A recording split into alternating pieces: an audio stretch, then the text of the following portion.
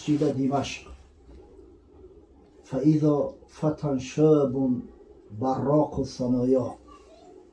باره میگه داخل مسجد دمشق شدم، دیدم که یک جوان، فتا جوان است، شاب یعنی با تاکید داره، براق الثنایا، دندوناش میگه از سفیدی را برق میزد. اصلا مسلمان باید که همیشه دهن دندونش تازه باشه. این تاکیده که برای تازه کردن دهن، تازه کردن دندون از جانب پیغمبر ما صلی الله علیه و سلم اومده. قسم به الله از هیچ کی آمدگی نیست. یگان دختری دندون حتی اینقدر توصیه نمیده. دخترای دندون رو ببینه میگن که در یک روز دو بار دندونتون رو تازه کنه بشوره و مسواک یا که با هم پسته دندون سحر وقتی که ای خوب خستین شب پیش ای خوب کردن. اما پیغمبر خدا صلی الله علیه و سلم تاکید میکنه، حتی میگه لولا ان اشق علی امتی لامرتهم بالسواک مع کل صلاه. اگر بر امت مشقت نمیشید برای بعضی ها، من امرشون میکردم که در همین 5 نماز دندون را مسواک بزنند. حضرت دائمی مسواک میزد، تاکید زیاد داره. آخران عملی که از همه عملها دنیا پیغمبر صلی الله علیه و سلم قبل از ترک کردن دنیا کرده است، دندان مسواک کردن است. حتی حضرت دیگه قوتی نداشت که مسواک کنه. بیبی عایشه مادرمون میگه که مسواک چوبی برادرم عبدالرحمن گرفتم، بعد دندونم جویدم ملایمش کردم، بعد دست حضرت دادم، خودم دستش قپیدم که بعد دستای مبارکش دندوناش مسواک کنه. امروز چی دردی بزرگ است، ملاها فتوا میتن نوز کشیدی هیچی گپ نداره، دهن تیا بچای کنو برن نماز بخون. خونه سو تو شما من نمیفهمم، شما امتای محمد صلی الله علیه و سلم است یا یگان نوز فروش؟ این چی ظلمه؟ حضرت تاکید میکنه طیبوا افواهکم فانها طریق القرآن. دهناتون همیشه پاکیزه و تازه نگه داره که راهی بر اومد قرآن ای. اینا ببینید در هر نماز میگه اگر به شرط مشقت نمیشید من امر میکردم که دندونو را مسواک بزنن. تو این درجه را نخو آدم بی غیرت بی همت باشه، در مورد سنت پیغمبر گپ میزنه مسواک فراموش میکنه. همین شخصی که سخن در بورش میروه پیشتر میگم، این حضرت معاذ ابن جبل میگن صحابی پیغمبر ای، دندوناش میگه به حد تازه و آزاده بود که براق الثنایا، دندوناش برق میزد. ولی رکلام میکنه وقتی زودوی پستورا و یکون کس میخنده ببینه بلسک داره دندوناش، گویا همون بلسک همون نشون الان میخواد دندوناش حضرت بلسک میداد است، میخواد تازه و آزاده. حقیقتا حضرت معاذ ابن جبل همگی 33 سال حیات دیده است، خدا رحمت مغفرتش کنه، جوان بود است. و اذا الناس معه اذا اختلفوا في شيء اسندوا الیه و صدروا عن قوله. مردمی که در اطراف شیشته بودن میگه یکی اگر در یگان مسئله اختلاف بشید بینشون، یگان نفهمی میشید، یگان مقصد قولهای دوگانه میشید، به همه میگه مراجعت میکردن و قول همه را حجت قرار میدادن. حقیقتا حضرت معاذ بن جبل از اعلم صحابه پیامبر صلی الله علیه و سلم حساب میشود. حتی حضرت انس بن مالک میگفت که اعلمنا بالحلال والحرام معاذ بن جبل. از همه عالم ترین ما به حلال و حرام حضرت معاذ بن جبل بود. در یک روایت در شرح مشکل الاثار اومده است که همه آدمایی که در گرد شیشته میگه همه صحابه پیغمبر بودند. حتی میگه نیفون و ثلاثون 30 و چند نفر از صحابه پیغمبر هم شیشته بودند.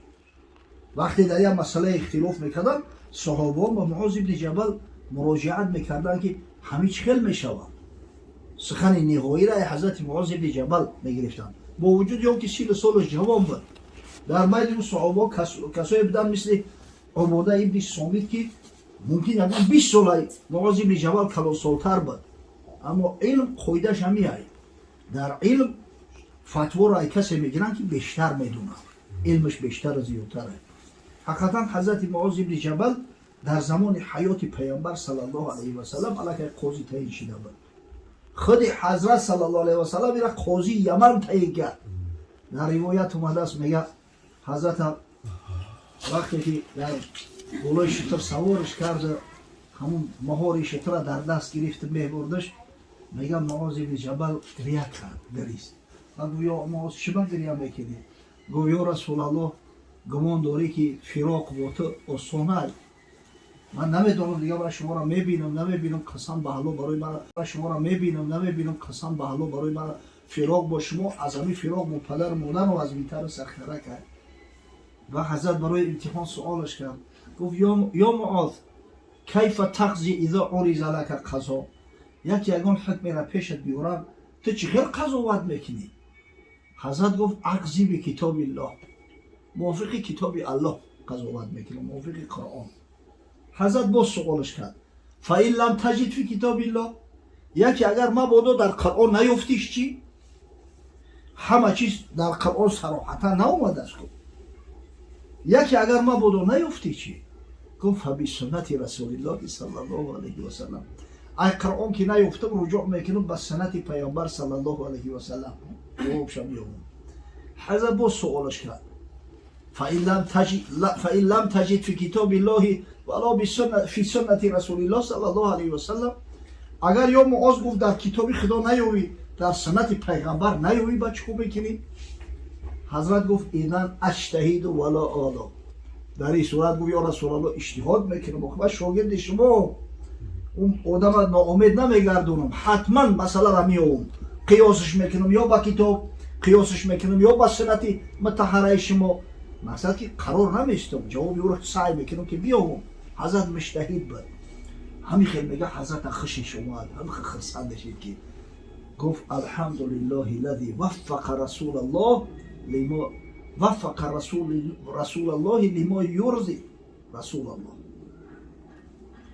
هم ثابت است پروردگار که وفق رسول الله لما یرضی رسول الله، موفق گردون فرستاده پیغمبر خدا را به سخنی که سبب رضای رسول الله صلی الله علیه و سلم گردید. همین مسئله که قیاس اصل شرعی داره دلیلش همین روایت از ابن جبل است که مجتهد مسئله را از کتاب نیافت از حدیث نیافت بعدا به اجماع امت ثابت شد، در اجماع که ندید حق داره که اجتهاد کنه. اجتهاد یا با کتاب خدا قیاس میکنه یا با سنت پیامبر قیاسش میکنه یا با اجماع امت قیاس میکنه و یک فتوی میده. این حضرت همین خیلی جوانمرد شخصیتی بزرگ بود. ابو ادریس خولانی میگه که دیدمش نشستگی های مردم در وجه اختلاف در میگفتن به همین مراجعت میکنن. صحابه پیغمبر رو بینه که افضل امت اسلامی هم اما هر کس جرأت فتوا دادن نمیکرد. این رنگ این زمانای ما نیسته که دیگه کار همه فتواتش میگن، همه دعوای فتواتی میکنن. این تاجیکی ما یک خاصیت داره، حج رفت که اومد دیگه فتوا میته خلاص. حالا که این فتوا کاری هر کس نیست، آخی کاری هر بز نیست. خیر من گفتم گاوی نر میباید مردی کهن، همگی از زمره از میان همون 124,000 صحابه پیغمبر همگی 130 چند نفرش فتوا داده است. شاید یکون 136 نفر باشه دیگهش فتوا دادگی نیست. حضرت معاذ در بینش حکم مفتی را داشت، برای میگه به قول همین رجوع میکردن. میگه ذوق هم کرد که آدمای کلانسال یا جوان پرسیدستیان با همین خیلی سوالای مکمل و مدلل دادسته که بس سوال کرده. میگه کی باشه ای؟ فقیل هذا معاذ بن جبل، گفتن معاذ بن جبل است. اگه نام حضرت هم میگه شنیدگی بدم باری اول دیدمش ای پیش. فلما كان الغد حجرت فوجدته قد سبقني بالتهجير ووجدته يصلي. روز دیگه میگه خواستم که سحر بر وقتتر از همه داخل مسجد بشم. بر وقتتر اومدم در مسجد اومدم که الکی پیش من حضرت معاذ بن جبل در اومده است، در یک گوشه نماز خونده است. فانتظرت حتی قضا صلاته، میگه منتظر ایستادم تا اینکه نمازش ادا کنه. و میگه که ثم جئته من قبل وجهی، ای پیش روش میگه بعد نزدش اومدم. فسلمت علیه، سلامش دادم. سلام سنت پیغمبر ای، کسی را میشناسه نمیشناسه دیده که مسلمان ای باید سلامش بدی. فسلمت علیه و ثم قلت، بعد میگه مراجعه کردم گفتم والله اینی لاحبک لله، قسم به الله گفتم میگه به خاطر الله من تو را دوست میدارم. میگه طرف نگاه کرد گفت الله ترى به خدا قسم همی دوستو مسلمان های باید سلامش بدی. فسلمت علیه و ثم قلت، بعد میگه مراجعه کردم گفتم والله اینی لاحبک لله، قسم به الله گفتم میگه به خاطر الله من تو را دوست میدارم. میگه طرف نگاه کرد گفت الله ترى به خدا قسم همی دوست داری به خاطر الله های؟ میگه گفتم الله. با سوالم کرد الله، وقتی حمزه را که میکشد معناش استفهام میشود، آیا ترى به خدا قسمت میتم که همین محبت به خاطر الله بود؟ در جواب میگه گفتم الله. این اللهش مثل واللهی های قسم های. بار سیم باز گفت الله، میگه گفتم الله. میگه فاخذ بحبة ردایی فجبذنی، از لبک ریدو میگه همی تا قپید طرف خودش کشیده کن و قال ابشر. بس سینم گفت که بر تو بود بشارت، اینا حیده میگیرم ای خدا بشارت بود. فإني سمعت رسول الله صلى الله عليه وسلم يقول قال الله تبارك وتعالى وجبت محبتي وفي رواية حقت محبتي للمتحابين فيها والمتجالسين فيها والمتزاورين فيها والمتبادلين فيها. گفت بشارت بود. من به دو گوش خودم از زبان پیغمبر صلی الله علیه و سلم شنیدم که گفت خداوند متعال میفرماید، یعنی حدیث قدسی را گفته است که الله گفت. پیغمبر خدا صلی الله علیه و سلم وقتی که از نام الله گپ میزنه چیزی را که در قرآن ها اومده است، این حدیث قدسی است. برای چه قدسیش میگم؟ برای که حدیث به خدای تعالی نسبت داده است، به ذات پاک و قدوسی الله. برای حدیث قدسیش میگم. دیگه وقتی کلمه حدیث قدسی را شنیده بفهمه که کلام الله هست اما از قرآن نیست.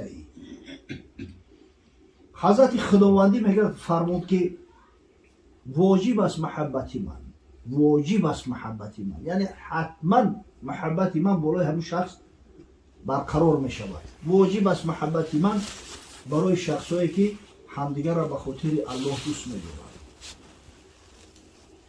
به خاطر الله یا جو بشینند، به خاطر الله همدیگر را زیارت میکنند، به خاطر الله مال بذل میکنند، مال خیر احسان میکنند. این را ببینید انشاءالله همین محفل خیری ما فقط به خاطر الله هست. در اینجا یکون مقصد نیاز نیست. کسی از کسی نه وظیفه طلب داره نه یک کاری خیر طلب داره، اما هم در اینجا به خاطر الله هست.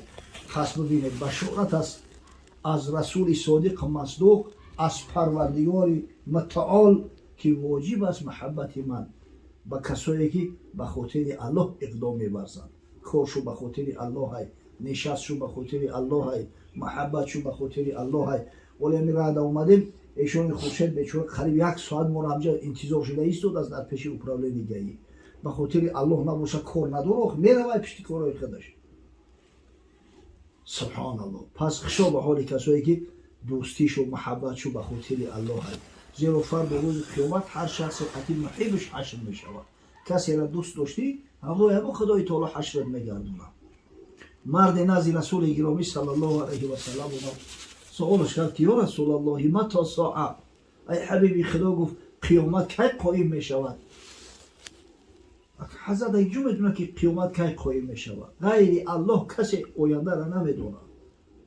قیام ساعت، قیام قیامت فقط پیش پروردگار است. در کجایی که پیغمبر از سوال میکنن از مسئله قیامت، خداوند در جوابش میگه که قل انما العلم عند الله، بگو که علم قیامت در پیش پروردگار است، ایره ما نمیدونه.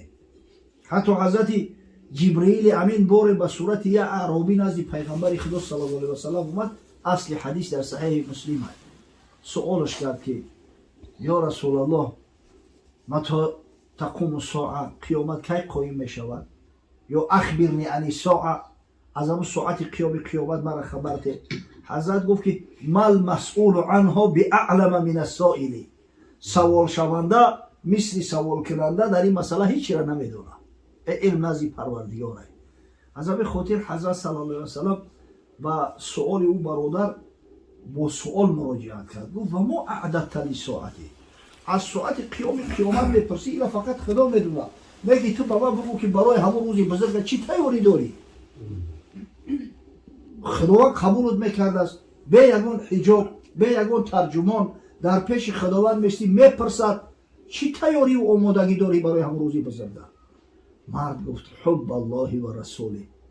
یا رسول الله، عملان بسیار اندک، من شر میدارم که بینت کنم که چند رکعت نماز برای خدمت خوندم، اما تمام وجودم مال از محبت خدا و پیغمبر است.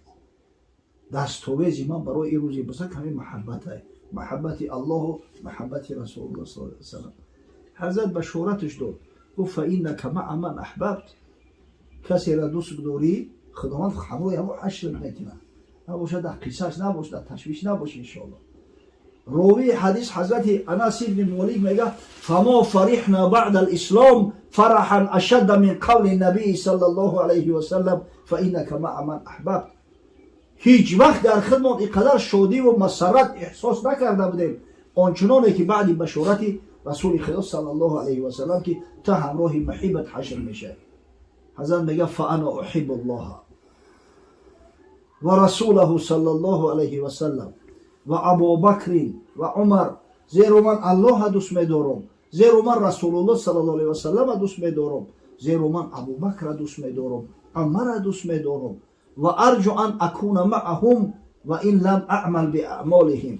از همین خاطر امید دارم که اگر چند عمل اونا را ندارم، صدق اونا را ندارم، غیرت علم اونا را ندارم، اما مادام که دوستشان می‌دارم خداوند همنشین هم حشر می‌کنه. ان شاء الله ما هم یقین داریم که ایشون سفر علی و اهل خاندانش، این مهمانان محترمش که در این محفل خیلی ما شرکت دارن، به خاطر اینکه الله دوست می‌دارن، رسول الله صلی الله علیه و سلم دوست می‌دارن، علما و قرارات وارثای رسول الله صلی الله علیه و سلم اصلا دوست می‌دارن، فردا روز قیامت همراه باشون حشر میشوند. خداوند بزرگ خیرات احرادرگاه بنیازش قبل پنهان نیست، عالم السر و الخفیات، زیرا بالا نمیتوانم گفت خالق الارض و السماوات. شکر حمدی تو چون توانم کرد، حافظ فی جمیع حالاتی. هر دعایی که میکنن این بندگان دست و دعا برداشته، دعای ما بندگان عاجز پروردگار رو این است که اولا در منزل ایشون سفرعلی و در منزل مهمانانش در این محله و در این دیار فیض و برکات خیرات و حسنات خیشون نازل فرما. پروردگار ارواح گذشته‌های صاحب خانه را، خاصتا روح مادر مرحومش رحمت مغفرت. این ختم قرآنی را که انجام داده شده است پروردگار را به درگاه بی‌نیازت قبول فرما، توأم با قرائت و نعت نشیدهایی که قاریا سرودند، توأم با نان و طعامهایی که در این خاندان ایثار شد، و پروردگار را برسان به ارواح جمیع پیغمبران ثواب ختم قرآن، خاصتا به روح رسول الله صلی الله علیه و سلم. حضرت روحش از صاحب خانه و از اهل خاندان شاد و مسرور گردان و فردا روز قیامت از شفاعت آن حضرت صلی الله علیه و سلم با نصیب شون گردان. بعدم برسون به ارواح جمیع مؤمنین و مؤمنات، مسلمین و مسلمات، خاصتا به روح مادر مرحومه. پروردگار را در خواب ناز عروسی و راحت تا قیام قیامت حفظش گردان. پروردگار را در بحبوحه جنت مستقرش گردان. دعای ما به دعای عاجزین است پروردگار را که در منزل برادران فیض و برکات خویش را نازل فرما، جمعی مراد و مقصودهای دینی و دنیویشون حاصل بگردان. دعای ما بنده‌های عاجز در این محفل خیر ای است که پروردگار را به جمعی بیمارای مسلمان شفای کامل و عاجل عنایت فرما، خاصتا ایشان سفرعلی را هر چیز زودتر و بهتر و بهترین صورت در شفا ببخش و او بینیش درست کن که انشاءالله زینت مرد بینی است. پروردگار را امید و رحمت شفقتی تو داریم، جمعی مراد و مقصودان حاصل بگردان. فرزندای ایشان سفری فرزندای ما را فرزندای خوب و صالح عالم و قاری و محیب و کمال برسان، عاقبت کارامون به خیر انجام ده. خداوند این بارانی را که میبارانی برای دهقانای ای دیار، برای مردم ای دیار فیض و برکات بگردان، نه از بارانای غضب و از بارانای سیل آور. پروردگار رو فیض و برکات و خیرات پیوسته در این دیار و در خاندان مسلمانان نازل فرما. خداوند رزق و عظیم و دعای مؤمن تفرخ و وسع بگردان که هرگز دستنگری کفار و غیر مسلمان ها نباشند. خداوندو احتیاج داره مسلمان زیستن، مسلمان مردن، فردا روز قیامت در حلقه محبانت، در حلقه محبان حبیبت محمد صلی الله علیه و سلم محشور گشتن برای ما نصیب روزی گردان. هر دعایی که میکند بنده فاستجیب یا مجیب دعواتی. آمین یا رب العالمین.